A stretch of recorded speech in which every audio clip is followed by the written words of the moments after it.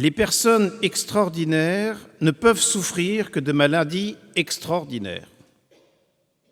Et de ce fait, eu égard à son rang, le pieux musulman Hadj Ahmed souffrait d'extraordinaires maux d'estomac. Ayant eu l'occasion de se rendre en Sirte, il avait passé la nuit sur l'Oued Sofedjin.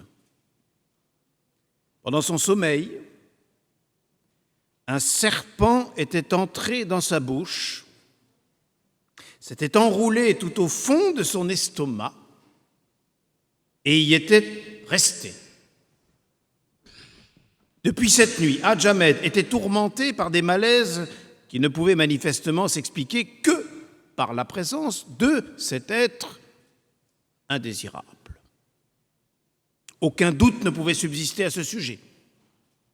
Son défunt père lui était apparu en rêve et lui avait dit que non seulement il avait un serpent dans l'estomac, mais encore qu'il s'agissait d'un mâle particulièrement dangereux et malfaisant. Un guérisseur indigène avait confirmé point par point le message d'outre-tombe et avait ajouté que si Hadj Ahmed n'arrivait pas à se débarrasser de ce serpent, celui-ci, qui n'était autre qu'un mauvais esprit du monde infernal, le tuerait certainement d'ici quelques mois. Depuis ce verdict, Hadj Ahmed, après avoir souffert les tortures dispensées par les organisateurs de saignées, les faiseurs d'amulettes et les matrones versées dans la science de mystérieux remèdes, désespéré par tant de vaines tentatives, décida de consulter le docteur chrétien. Dès lors, ma vie fut un véritable enfer. Pendant 3 mois, je fus à la merci de Hadj Ahmed. Il venait au dispensaire matin et soir. Si je refusais de le voir, il m'attendait dans la rue et me suivait à la maison. Parfois, il s'y rendait avant moi et en arrivant, je le trouvais installé au salon. La vérité était qu'Hadj Ahmed souffrait de désordres circulatoires, de troubles glandulaires et d'aberrations nerveuses. Mais je ne vous ai pas tout dit, me confia-t-il. Il faut aussi que vous sachiez que ce serpent ne me permet pas de toucher une femme. Peut-être est-il jaloux et les désire-t-il pour lui-même. Lorsque je couche avec une femme, le maudit animal me casse les reins, me brise les nerfs et je deviens aussi mou qu'un eunuque. Pendant 2 longs mois, j'essayais par tous les moyens de le convaincre qu'il n'avait pas de serpent dans l'estomac et qu'il devait suivre un traitement sérieux. Il me laissait parler, écoutait patiemment ce que je lui disais, puis recommençait son discours sur le serpent qui lui dévorait la vie. Après des mois de cette persécution, j'arrivais à la conclusion qu'Hadj Ahmed devait succomber ou guérir, ou qu'on devrait inévitablement m'envoyer à l'asile. C'est alors que je décidai de franchir la marge étroite qui sépare le médecin du charlatan. Alors qu'Hadj Ahmed m'attendait un soir devant le dispensaire, la main sur l'estomac, en me criant « Toubib, ne veux-tu pas me libérer de serpent qui me tue? Ne crois-tu pas ce qu'a dit mon défunt père ?» Alors je l'emmenai à la maison et tout en prenant le café, lui déclarai que les paroles d'un père sont sacrées, qu'il pouvait évidemment se rendre à la ville où des radiologues lui diraient si le serpent se trouvait ou ne se trouvait pas dans son estomac, mais que si le mauvais esprit était assez rusé pour prendre la forme d'un serpent, il lui serait certainement facile de se rendre invisible aux rayons. Qu'en conséquence, il n'y avait qu'une façon de découvrir si le serpent se trouvait là ou non, c'était d'ouvrir l'estomac.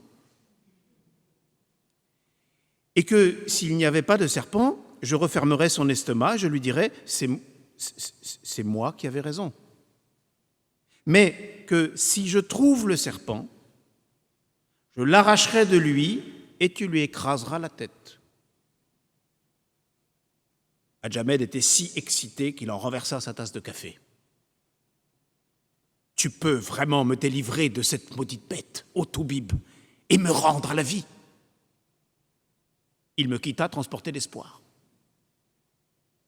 Je fis part de mon plan à mon infirmier, qui jura de fournir le serpent et d'emporter le secret dans la tombe. La narcose ne durerait que quelques minutes et il n'y avait aucun risque. Hadj Ahmed arriva à l'heure fixée avec les serviteurs qui devaient le ramener chez lui après l'opération et qui attendirent dans la cour. Le visage tourné vers la Mecque, il récita la prière, puis, nu, monta sur la table d'opération.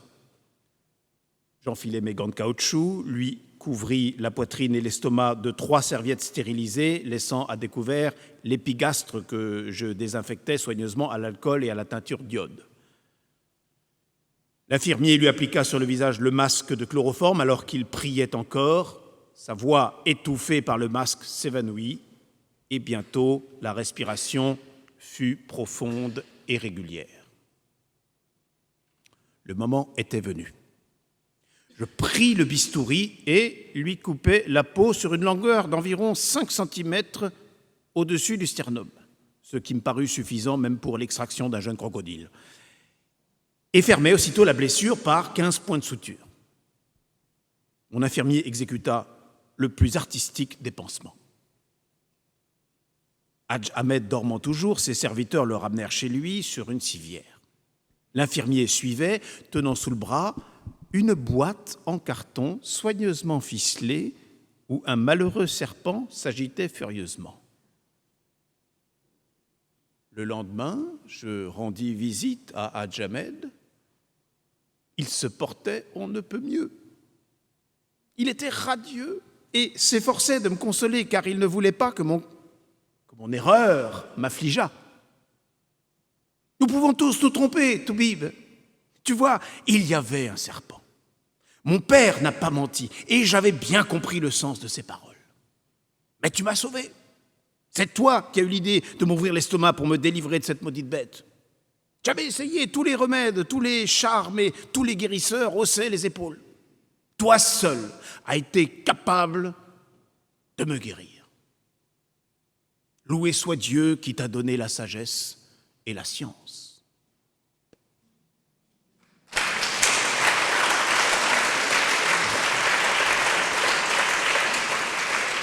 Alors, c'est un livre d'Alberto Denti di Piraggiano, qui ne vous dit rien, bien sûr, dans Le médecin chez les djinns, aux éditions Stock, 1956.